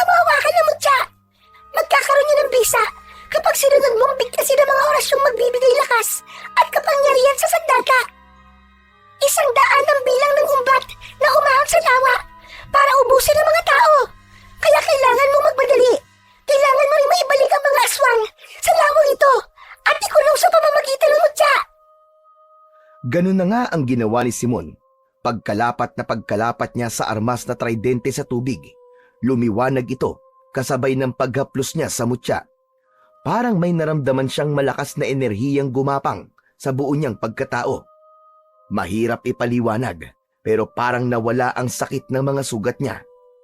Pero nandoon ang marka ng kagat. Hindi na nga lang niya maramdaman pa ang kirot na parang kusang binura ng mutya. Sa halip, parang gumaan ang kanyang pakiramdam. Ang lahat ng yun ay nasaksihan ni Lola Iska habang nakaawang ang bunganga. Bagamat hindi nito nakikita ang liwanag, pero nararamdaman nito ang malakas na puwersang nanggagaling sa buo niyang katawan. Susunod ka lang sa dikta ng isip mo para masambit mo ng maayos ang orasyon. Ako naman ay hihingi ng tulong sa mga kasamahan ko para matulungan ka. Kung sakaling maibabalik mo dito ang mga umbat, pipigilan namin sila para maibalik mo sa dating pwesto mo, Tsa. Pagkasabi nito ay mabilis na lumangoy ang gabay palayo sa kanila. Halos manlaki ang mga mata ni Simon. Nang pagkalipas ng ilang minutong pananatiling nakatayo, ay muling lumitaw ang gabay kasama ang mas maraming isda. Lahat ay nagpapasalamat sa kanya at ipinagdadasal na sana ay magtagumpay ang batang si Simon. Malalaki ang mga hakbang ng paa nang magtungo sila sa kagubatan. Pinakiramdaman din ni Simon ang bawat galaw ng mga dahon sa paligid, lalo pa at kasama niya si Lola Iska. Hanggang nagulat na lamang siya sa paglitaw ni Buboy sa tabi nila, kasama ang iba pang mga taong sugatan. Ako sila rito sa gubat. Nagsimula na sila sumalakay kanina. Kaya nalaman ko rin na sinugod na rin kayo ng mga aswang dahil nakita ko nawasak ang dingding nyo at may 2 nakaandusay na umbat. Hindi na ba masama ang loob mo sa akin, Buboy? Walang dahilan para magtanim ako sa'yo ng sama ng loob. Hindi na may babalik ang buhay ng aking ama, tol. Patawad nabigla lang ako. Pero, paano ang libing ng tatay mo? Tumungo si Buboy at nakita niya ang masaganang luha sa mga mata nito na agad din namang naintindihan ni Simon. Teka, Buboy, ang ibig bang sabihin ng luha mo? Kahit wala ng buhay ang katawan ng ama mo, kinain pa rin nila? Oo, marami sila, Simon. At ang mga kasama ko lang ang nakaligtas. Marami ang sugatan sa kanila. Kaya nga kailangan ko silang dalhin kay Lolo Damian para dun gamutin. Sasagot pa sana si Simon nang bigla niyang narinig ang malalakas na sigawan ng mga taong kasama ni Buboy at halos manlaki ang mga mata ni Simon nang makitang inaatake na sila ng mga kalaban. Dahil sa takot ay kanya-kanyang takbo ang mga kababaryo nilang gustong maitakas ang sariling buhay. Mabilis na kumilos si Buboy, pati na si Simon, para salubungin ang higit 10 mga umbat. Bawat takbo pasalubong sa mga aswang ay galit na pinuntirya niya ang mga dibdib ng halimaw. Bawat tamaan ng kanyang sandata ay malakas ding bumabagsak sa lupa. Nagkikikisay na parang nakukuryente. Idagdag pa ang pahabol na pag-atake ni Buboy gamit ang itak. Ginigilitan nito ang leeg ng halimaw na parang nagkakatay lang ng manok. Dala ng matinding pagnanais na mabigyan ng hustisya ang pagkamatay ng ama, ang dating matatakotin na si Buboy ay natutong lumaban. Halos hindi makita si Simon sa malakidlat nitong pagkilos.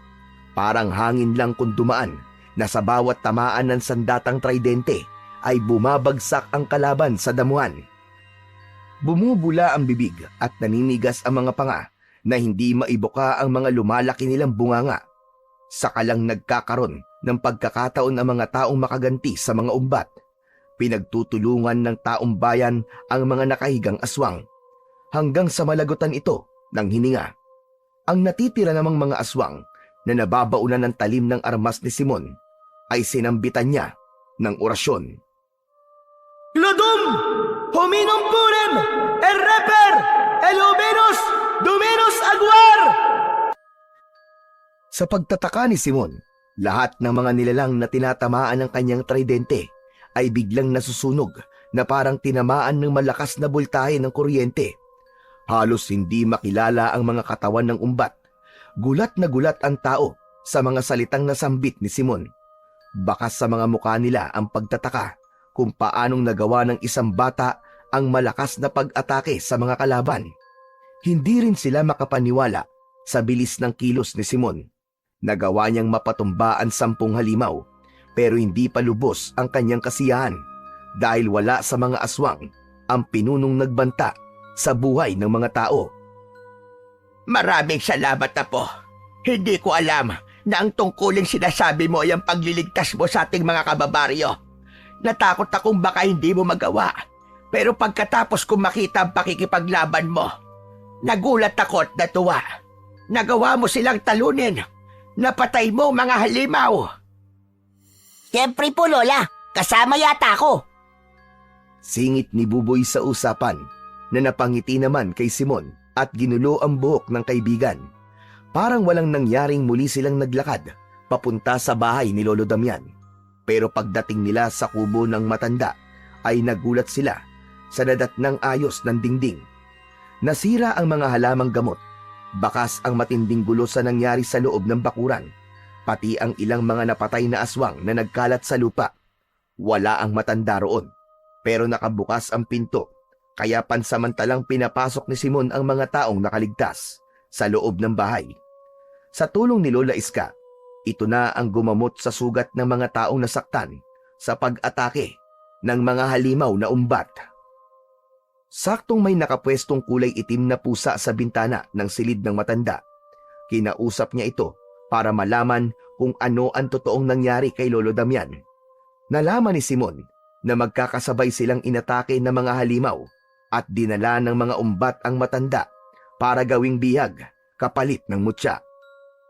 Bumundol ang kaba sa kanyang dibdib dahil alam na niyang mangyayari ito. Napatunayan niyang parang tao rin mag-isip ang mga aswang. At dahil sa mga nalaman, nag-aalala siyang napahaplos sa kwintas. Gagawin niya ang lahat para hindi mabigo sa ibinilin ng gabay na isda tungkol sa pagprotekta sa mutya. Pero bakit kailangan may magsakripisyo? Ano na gagawin mo ngayon, Apo? Kung bihag na mga umbat ang matandang tumulong sa iyo. Nararapat lang na gumanti ka ng utang na loob para tulungan din siya. Pero ang kailangan po nila yung mutyang nasa leeg ko. Kahit na ano pong mangyari, hindi ko hayaang mapunta to sa kanila. Mas marami po ang mamamatay, Lola. Sinasabi mo bang isasakripisyo natin ang buhay ni Lolo Damian para lang sa mutya na yan? Yan na nga ba sinasabi ko? Parang nangyari na rin ito dati. May magsasakripisyo ng buhay para sa nakararami. Nag-aalala po ako. Nahihirapan po ako magdesisyon. Natatakot ako magkamali at isang buhay na naman ang mawawala. Ako man ang nasa kalagayan mo, Tol. Mahihirapan din ako magdesisyon. Isa, laban sa marami. Kung may kakayahan kang makipag-usap sa mga hayop, bakit hindi ka humingi ng tulong sa kanila? Nahulog sa malalim na pag-iisip si Simon at isa-isang pinagmasdan ang mga taong sugatan na nakahiga sa katre. Saka malungkot na napatingin kay Lola Iska na naghihintay sa magiging desisyon niya. Basta ako, nasa likuran mo lang ako palagi, Tol. Kahit na anong maging desisyon mo, sasama ako sa'yo. Tama si Lola. Kailangan kong humingi ng tulong sa mga hayop na nakatira dito sa gubat. Lola, iiwan muna kita rito kasama ng nanay ni Buboy. Kailangan namin makipagkita sa mga asong gubat para humingi ng tulong laban sa puwersa ng mga umbat. Mag-iingat kayo, Apo. Gawin niyo ang lahat para hindi magtagumpay ang kasamaan laban sa kabutihan. Inihanda ni Simon ang kanyang mga kagamitan kasama ang kaibigan niyang si Buboy na mabilis kumilos para ihanda naman ang armas.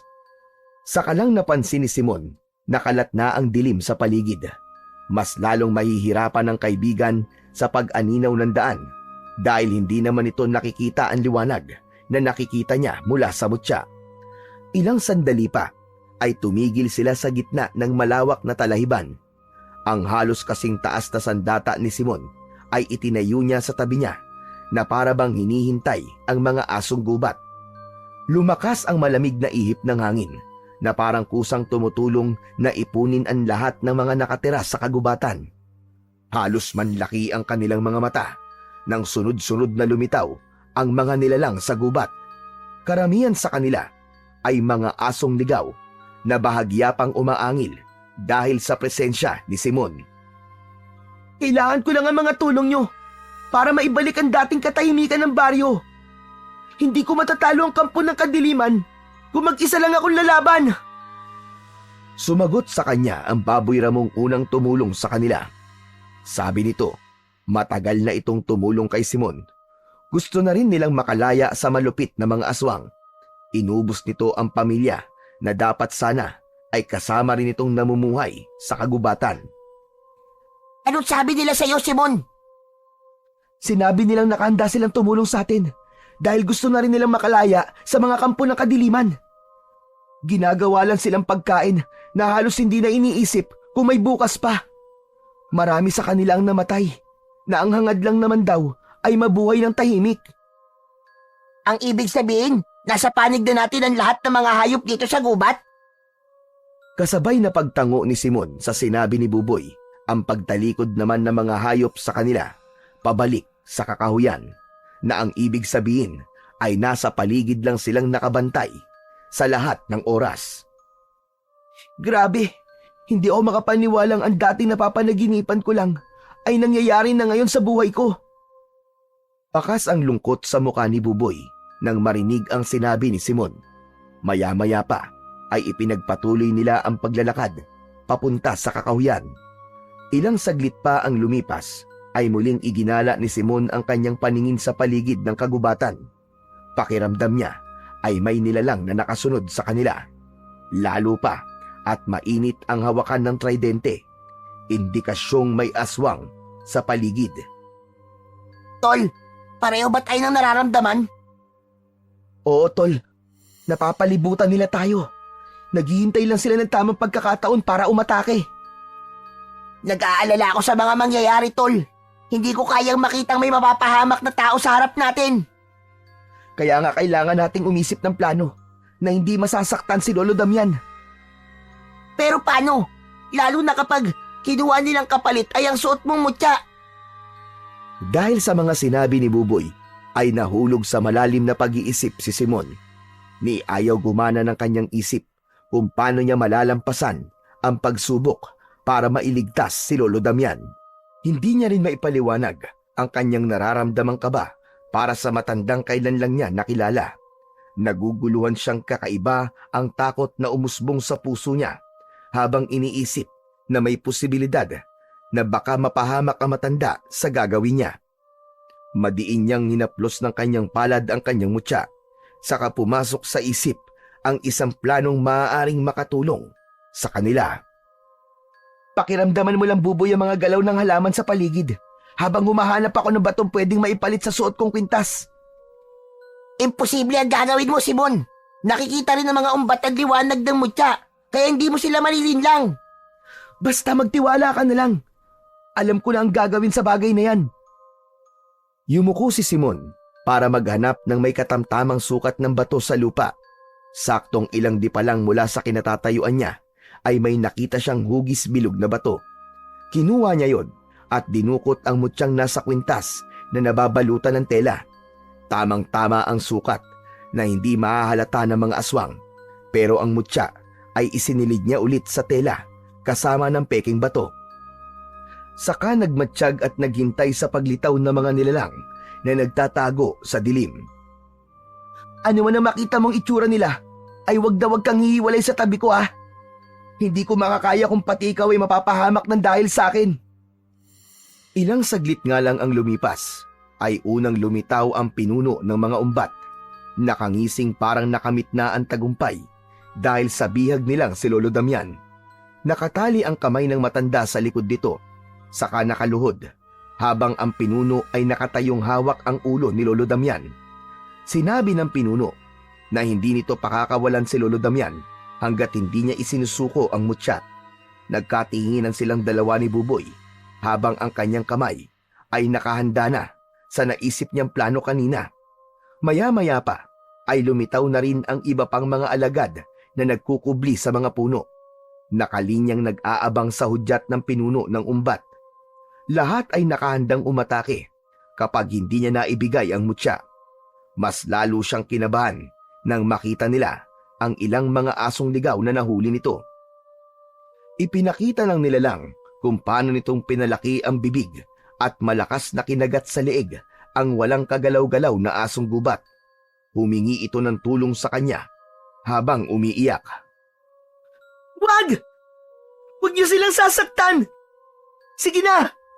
Sige na! Ibibigay ko na sa inyo ang mutya! Pero nang hindi agad makalapit si Simon sa mga umbat para ibigay ang mutya, itinuloy ng aswang ang pagkagat sa leeg ng aso. Kitang-kita nila kung paanong sinipsip nito ang dugo ng hayop. Winakwak ang tiyan na parang nagbubukas lang ng katawan ng isda. Halos bumaon ang kuko ni Simon sa pagpigil ng galit. Habang pinapanood ang pagpatay sa kaawa-awang aso, parang tinutusok ng kutsilyo ang puso niya habang naririnig ang boses ito. Muling tumingin sa kanya ang nilalang na nasa likod ni Lolo Damian. Dahil sa mga nasaksiyan, galit na nagsalita ang matanda. Talagang hindi mo ginagamit ang isip mo, Simon. Nilililang ka lang niya. Bakit mo ipagpapalitan nag-iisang buhay ko kumpara sa karamihan? Na kapag napunta sa mga halimaw na ito ang mutya, ay mas marami pang tao ang magbubuwis ng buhay. Nakikiusap ako. Umalis na kayo. Iwan niyo na ako rito. Hindi po, Lolo! Hindi ko po kayo iiwan! Iniligtas niyo po ang buhay ko! Huwag kang angal. Mas marami mapapahamak sa gagawin mo. Ibalik niyo ang mutya sa lawa. Hindi na kayo dapat nagpakita sa mga umbat. Hindi sila tao para tumupad sa usapan. Ang alam nila ay kumain ng mga nilalang sa kalikasan. Kaya umalis na kayo! Simon, mukhang tama ang sinabi ni Lolo Damian. Tumigil ka, Buboy. Hindi ako makakapayag na magtagumpay sila. Minsan na silang nabigo sa unang nagbantay sa mutya. Kaya tama na. Hindi na ako makakapayag na meron na namang dumanak na dugo sa lupang ito. Hindi nakinig si Simon dahil may tiwala siya sa sariling plano. Nararamdaman niyang nasa paligid lang ang mga asong gubat. Nakabantay lang sa kanila. Naghihintay ng senyas niya.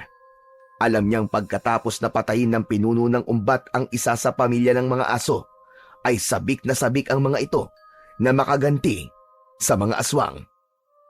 Buboy, hawakan mo ang aking armas para maniwala silang sumusuko ako.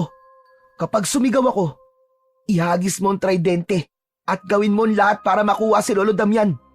Huwag kang mag-alala. Nasa paligid lang ang mga kakampi natin. Habang naglalakad pasulong si Simon, ay malakas din ang kaba ng kanyang dibdib. Hinubad niya ang kanyang kwintas habang pasimple na niyang naitago ang tunay na mutya sa kanyang daliri para may liwanag pa rin na makikita ang mga aswang. Huwag! Huwag kang lalapit, Simon!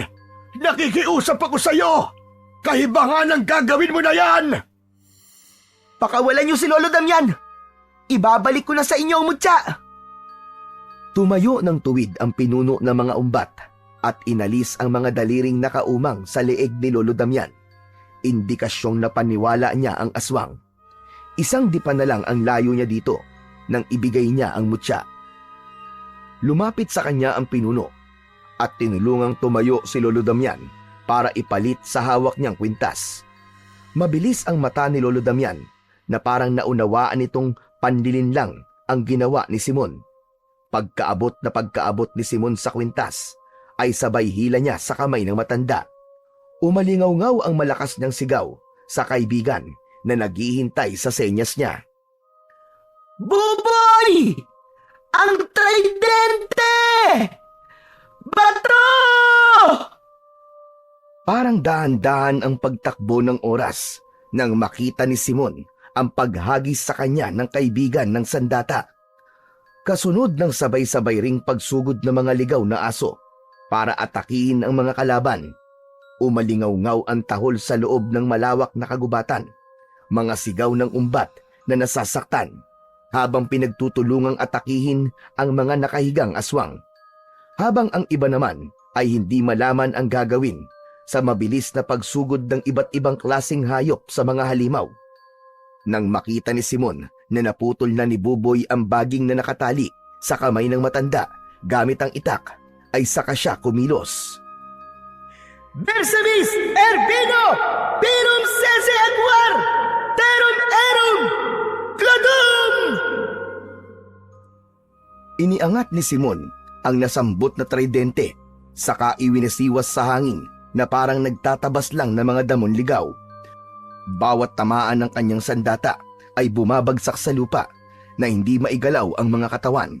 Nakatirik ang mga matang nagsasara ang daanan ng hangin sa kanilang mga muka. Mula sa kanyang kinatatayuan ay kitang-kita ni Simon kung paano pagluray-lurayin ng mga aso ang katawan ng mga aswang. Nagkalat ang dugo sa damuhan habang unti-unting nasusunog dahil sa malakas niyang sandata. Tinakbo niya ang kinaroroonan ng pinuno ng mga umbat, saka mataas ang talon na ang bagsak ay sa mismong kinatatayuan ng pinunong may hawak sa peking mutya. Hindi na ito nakailag ng tamaan niya ng tridente sa balikat. Bumaon ang 3 talim sa laman nito na tuluyang nagpabitaw sa kwintas. Katapusan mo na ngayon! Akma na sanang huhugutin niya ang talim sa balikat nito nang tamaan naman siya ng kuko ng pinuno sa kanyang dibdib. Nabitiwan niya ang tridente at pasadsad siyang natumba sa damuhan. Saktong pagbagsak niya ay ang pagdating naman ng pangkat ni Lola Iska kasama ang mga taong nakaligtas. May kanya-kanyang dalang itak para atakihin ang mga halimaw. Apo! Tumayo ka! Pinilit ni Simon na tumayo kahit nararamdaman niya ang mainit na pag-agos ng likido sa kanyang sugat. Kahit hindi niya masyadong maramdaman ang sakit, alam niyang nabawasan ang lakas niya. Kaya naman, sa muling pagsugod ng pinuno ng mga abwak sa kanyang kinaroroonan, ay si Buboy na ang humarang. Tinagpas nito ng itak ang kamay ng pinuno. Tumalsik sa lupa ang naputol nitong braso. Umiiyak itong isinaksak ang itak sa dibdib ng halimaw. Pero mababaw lang ang pagkakabaon dahil naitulak nito si Buboy. Bumagsak sa lupa ang kaibigan. Halos mapaigik pa nga dahil sa mali ang pagkakabagsak. Saktong pagtayo ni Simon, sinugod niya ng kamao ang halimaw sa tulong ng mutyang nakatago sa palad niya. Sinuntok niya ang dibdib nitong may nakabaon pang itak, kaya naman tuluyan nang naibaon ang talim sa laman nito. Umikot siyang kinuha ang kanyang tridente. Sa katuluyang nahugot ang sandata at muling itinarak sa dibdib nito. Lumiwanag ang mutya kasabay ng pagtirik ng mata ng pinuno ng mga umbat.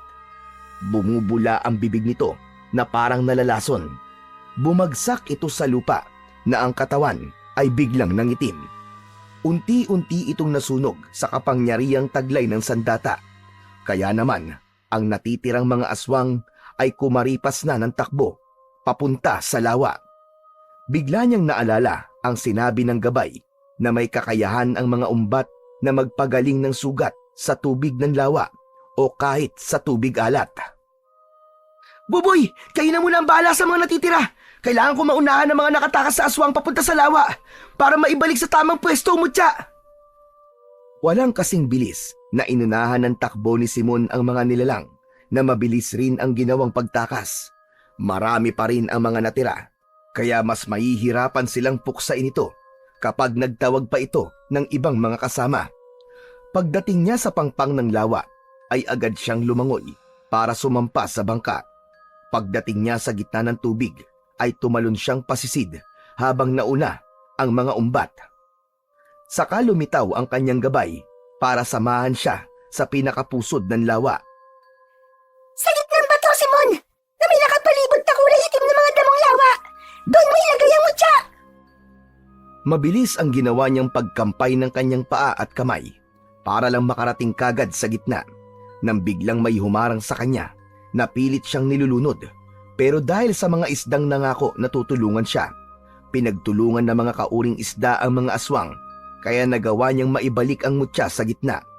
Pagkalapat niya sa mutya, sa kasukat na butas ng itim na bato, mula sa kanyang kinaroroonan, kitang-kita niya kung paanong kumalat ang liwanag at namatay ang mga aswang na nagtatangkang umagaw sa kanya ng mutya. Para itong nagbalik sa pagiging lumot ng lawa. Isang eksenang siya lang ang tanging saksi sa kung paanong natapos ang buhay ng lahat ng mga nakatirang umbat sa lawa. Natuwa ang mga isda, pati ang ibang mga nilalang na nakatira sa tubig. Aming salamat sa pagbabalik ng mutya sa pusod ng lawa. Sana'y magsilbi kang tagapagbantay ng lawa ng inyong baryo. Maaari kayong kumuha ng mga nilalang na naririto, pero hindi para sayangin, kundi gamitin sa tamang pagkonsumo. Maraming salamat din sa iyo, kaibigang isda. Ipinapangako kong hindi na kayo guguloy ng mga tao sa lugar na ito. Sa halip ay pangangalagaan ko kayo para mamuhay ng tahimik.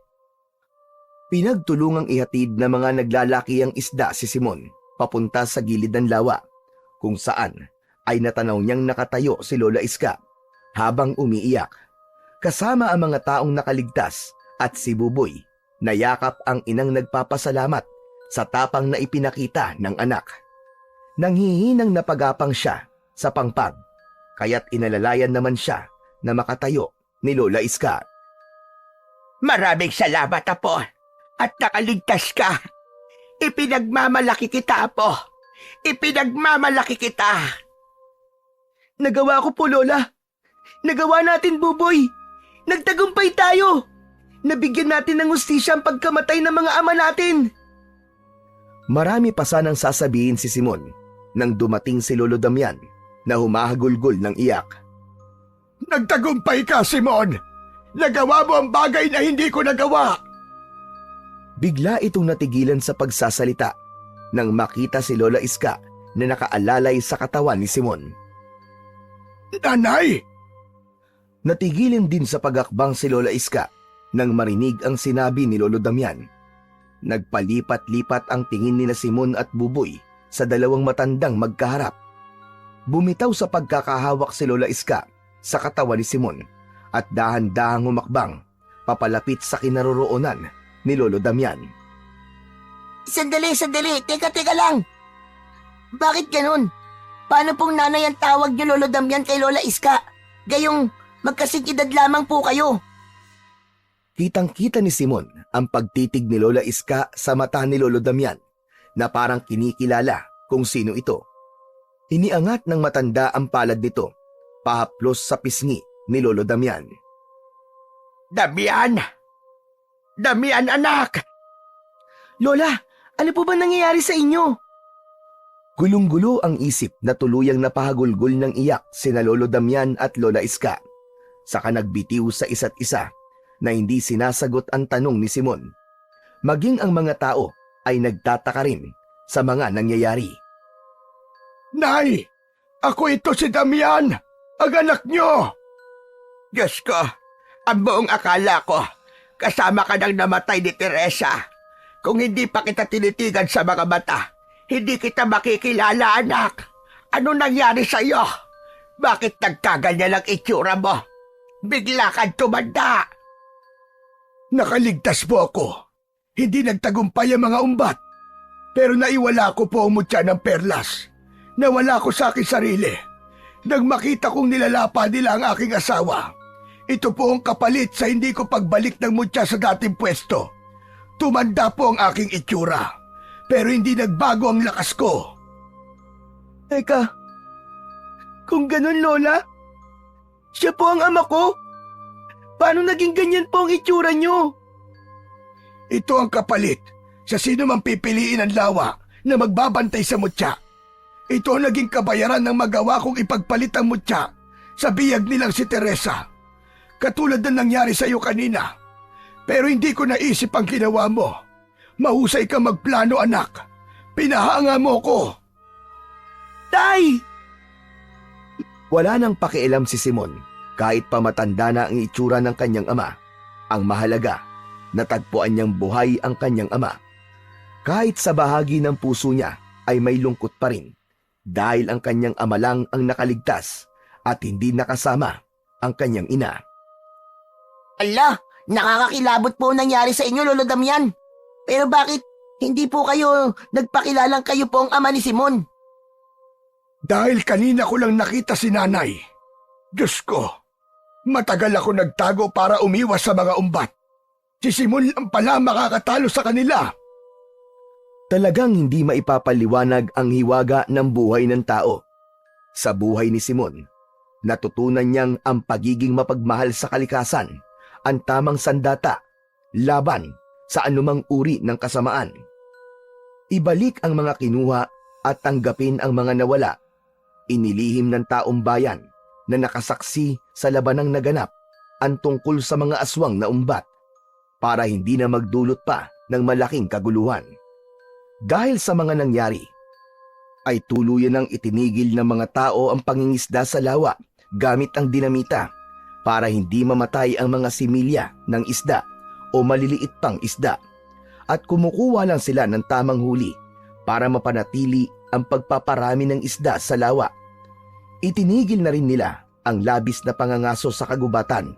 Sa halip ay sila pa ang nagsisilbing tagapagbantay ng gubat at lawa sa tulong ni Simon, ang kauna-unahang bata na nakahawak at nakasungkit sa mutya ng perlas.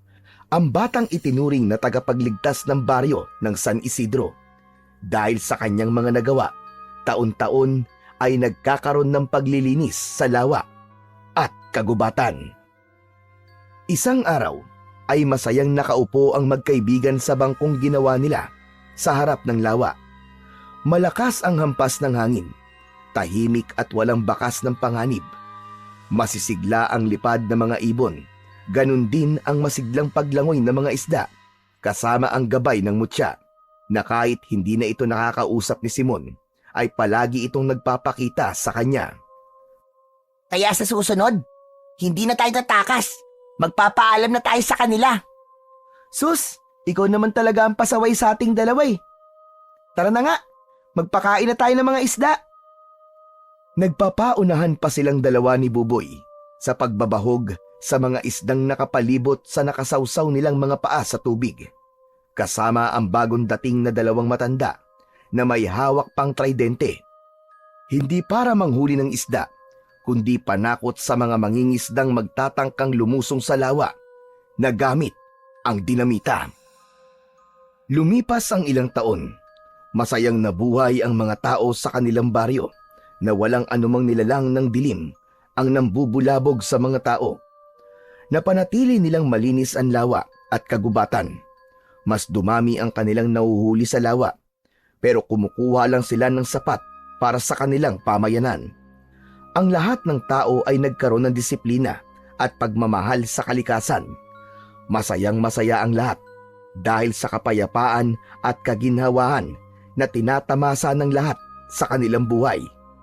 Yun ay sa tulong ng dating isang batang paslit na si Simon, na ngayon ay kapitan na ng kanilang baryo, na minsan na pinili ng lawa upang maghawak ng mutya, upang ipagtanggol ang lawa at kanilang baryo laban sa puwersa ng kadiliman.